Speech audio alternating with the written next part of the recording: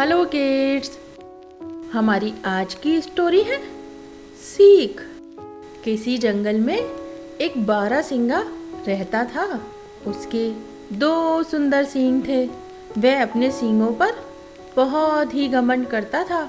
जब वह किसी तालाब में अपनी परछाई देखता तो अपने सींगों को देखकर बहुत खुश होता और मन ही मन कहता, मेरे सींग कितने सुंदर, मेरे सींग कितने सुंदर। लेकिन जब उसकी निगाह अपने पैरों पर पड़ती तो उसे बहुत शर्म आती।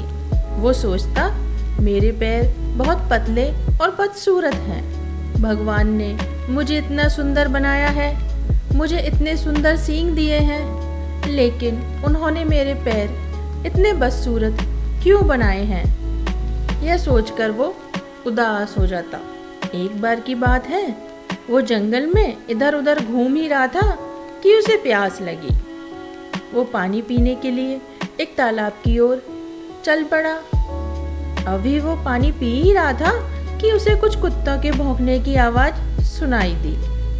वो समझ गया कि जंगल में शिकारी कुत्ते घुस आए हैं। वो अपनी जान बचाने के लिए दौड़ने लगा, लेकिन धीरे धीरे कुत्ते उसके पास आने लगे।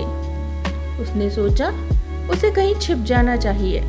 वह झाड़ियों के पीछे जा छिपा। तभी उसके सींग कुछ शाखाओं में फंस गए।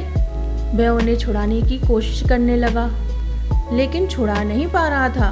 तभी कुत्तों की आवाज़ और पास आती सुनाई पड़ने लगी। उसने एक जोर का झटका दिया और बड़ी कठिनाई से अपने सींगों को झाड़ियों के बीच से छुड़ा लिया। अब वह बहुत तेजी से दौड़ने लगा।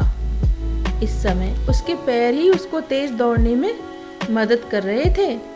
अंततः वो एक सुरक्षित जगह पर पहुंच गया और उसकी जान बच गई।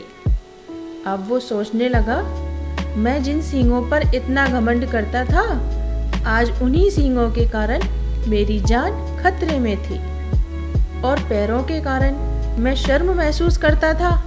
उन्हीं पैरों की वजह से मेरे प्राणों की रक्षा हुई।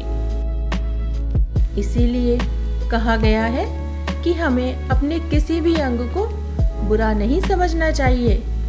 सभी का अपना अपना महत्व है।